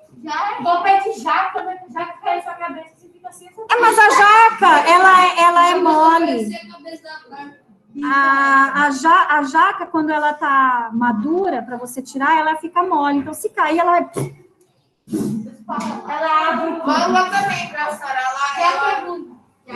A pessoa já Só um pouquinho. Ó, último comentário, eu vou continuar aqui. Fala. Não. gente conhecia uma cebola, bem gostosa, né? Aí meu pai, ele botou no quintal, meu pai deixava muito gostado do quintal. Ele realmente não vai na pureba, sabe? Tá por aí. Isso é ótimo.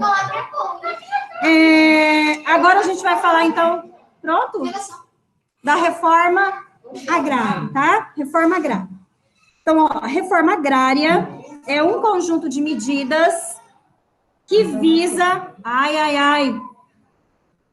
redistribuir as terras alterando a estrutura fundiária de um local, no intuito de promover a produtividade e a igualdade social. Gente, a reforma agrária, ela é necessária no Brasil? É. Por quê? Porque tem muitos donos de terra no Brasil inteiro que não faz nada naquela terra, tá? Não tem uma criação de gado, não tem cultivo de nenhum tipo de grão, a terra está lá abandonada, sem cultivar. Muitas vezes, o próprio dono não tem recursos para fazer isso, tá? Então, o que ele faz? O governo federal, tá? Ele faz a reforma agrária daquela fazenda, tá? Daquela fazenda tem aquele dono. O dono vai perder, então? Não. O governo federal vai negociar um valor e aí ele vai comprar aquela terra dele. E aí, o que o governo federal vai fazer com essa terra? Vai redistribuir para pequenos produtores, tá? Pequenos produtores rurais. Esse era o correto. É esse o intuito principal da reforma agrária. Só que o que a gente vê? A gente vê que hoje a reforma agrária no Brasil, ela virou um negócio, tá? Tem muita gente que vai lá e se inscreve, né, para receber essa terra do governo, ganha essa terra do governo e sabe, faz o quê? Vende. Vai lá e vende, aí depois ele vai e entra de novo na lista, tá? Aí ganhou de novo, vai e vende, aí entra em outra lista, ganhou, vende. Então, tem gente que não faz nada para produzir na terra, ele entra ali só para ganhar a terra, vender, fazer dinheiro, ganhar dinheiro fácil, né? Porque ele não trabalhou para ter aquilo, tá? Então, assim, hoje em dia, a reforma agrária no Brasil, ela está freada, paralisada por conta disso. Porque tem muita gente que não precisa. Tem gente aí que tem casa própria, tem a família, né, o pai de família trabalha bem, aí ele fez o que? A mulher dele é dona de casa, foi lá e inscreveu ela para ganhar terra, tá? Que não precisa, porque tem gente que precisa. Por isso que não vai para frente. Vamos falar assim, o Brasil é cheio de espertinho, né? Cheio de espertinhos, tá? Aqui embaixo a gente tem ali uma cooperativa, então, que deu certo com a reforma agrária, tá? Ali é a fachada de uma escola, localizada num assentamento rural, tá? Num assentamento rural aí, lá no Espírito Santo, que deu certo. Aí, a gente tem ali no outro lado, na página 19, nossa última página. Ele fala do movimento dos trabalhadores sem terra, né? Rurais sem terra. Conhece como MST, tá? O MST, gente, há alguns anos atrás deu muito certo esse movimento, né, que acabou juntando aí trabalhadores da zona rural, que queriam trabalhar na área rural, que queriam um pedaço de chão para poder cultivar, tá? Só que a gente sabe que no meio do caminho tem as maçãs podres, né, que acaba contaminando outras, a gente sabe disso. Pode ter uma caixa de maçã boa, mas se tem uma maçã podre no meio, ela vai contaminando as outras até apodrecer tudo, né? Então, assim, hoje em dia o MST, gente, ele é mal visto, né, no Brasil inteiro, por exatamente essas maçãs podres, que acabaram se instalando no meio das pessoas de bem, vamos falar assim, as pessoas que realmente precisavam, né? E aí acaba fazendo o negócio das terras. Aqui mesmo, no Mato Grosso do Sul, houve, alguns anos atrás, uma cena, assim, gente, grotesca, horrível de se ver, e mostrou no país inteiro essas cenas, promovidas por brigas do MST dentro de uma fazenda. O proprietário de uma grande fazenda daqui, ele teve a maioria do seu gado morto pelo pessoal do MST, que queria desalojar aquela terra, aquela fazenda, para o governo federal ir lá e fazer a repartição da reforma agrária daquela terra. Gente, foi uma cena tão assim, parece que eu fecho os olhos e eu vejo. O que aconteceu? Algumas, né, pessoas do MST foram lá, mataram, gente, as vacas prenha, tá? Cortava a barriga das vacas prenha. E aí, saíam os bezerrinhos, tudo morria da vaca, tá? A vaca morria, os bezerros morriam, acabaram, foi uma coisa assim de sangue, tá? Tudo quanto é lado. Destruíram a sede da fazenda, tá? Então, assim, eles fizeram um auê, coisa feia de se ver, tá? Coisa feia de se ver. Então, assim, tem um lado do MST que é o lado correto? Tem, mas tem as maçãs podres. E, infelizmente, é isso que dá audiência. É essa parte feia que a gente acaba vendo nos telejornais, coisa que a gente não gostaria de ver, tá? E aí, então, aqui, a página 19 ali, ela fala um pouquinho sobre esse movimento sem terra, tá? Eu fiz, lógico, um resumão para vocês, né? Aí tem a outra tarefa de vocês. A outra. Gente, até a página 20 que a gente não vai fazer. A gente vai fazer a página 20 na aula que vem, tá?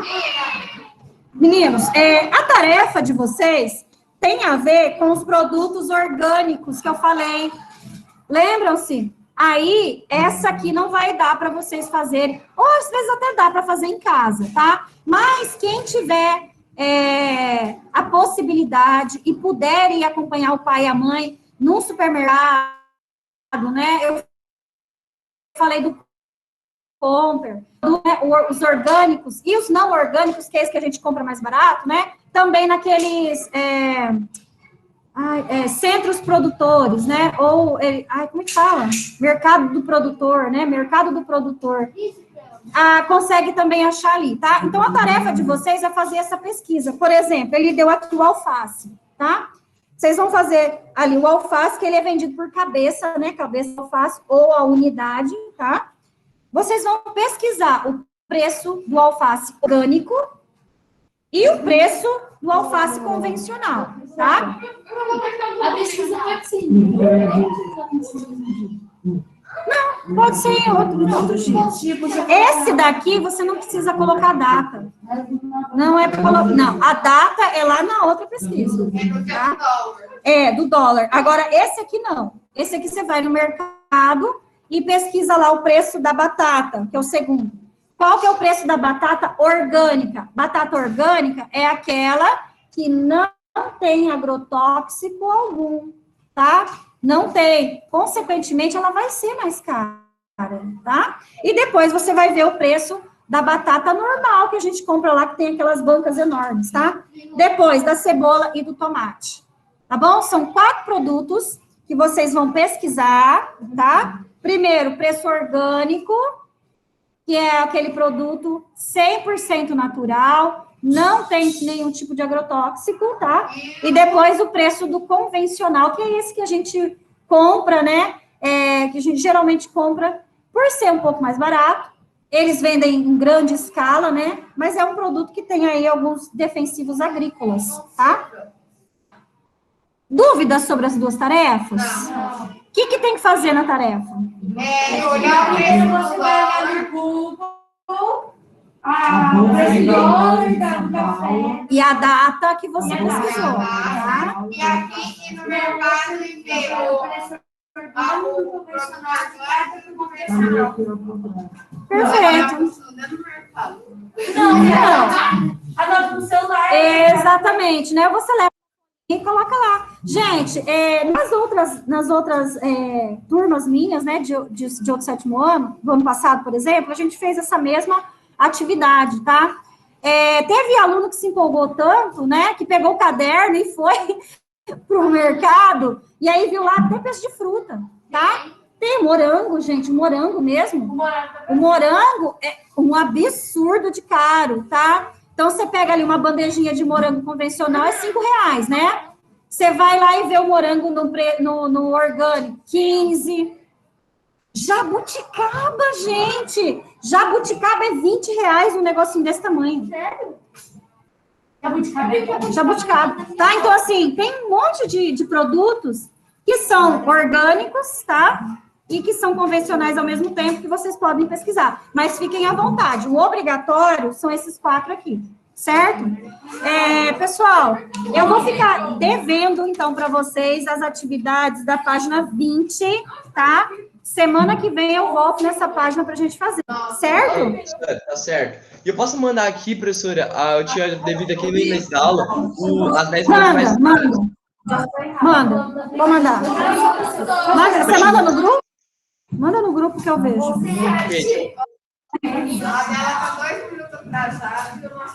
Aí eu posso dar aula então, professora? Depois eu mando no grupo?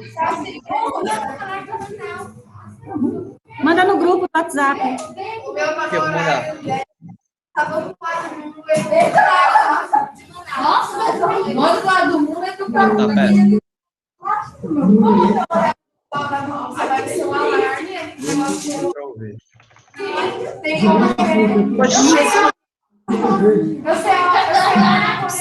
Professor, meu controle não tá funcionando, eu vou ter que copiar de novo, tá, professora?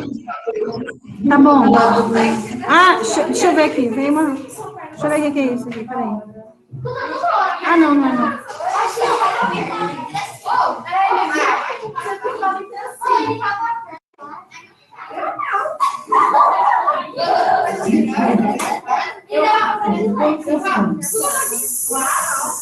Nossa, meu computador lagou, não consegui mexer em nada, professor. Eu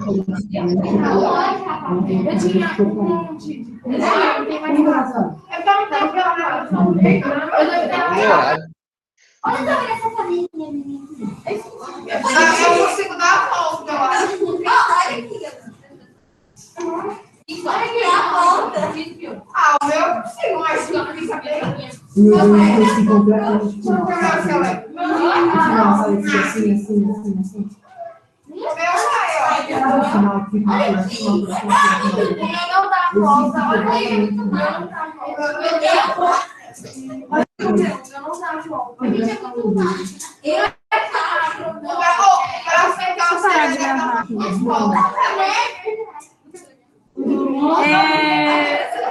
Pessoal, quem quiser sair, tá? Pode sair, tá bom? Na aula já tem. Eu quero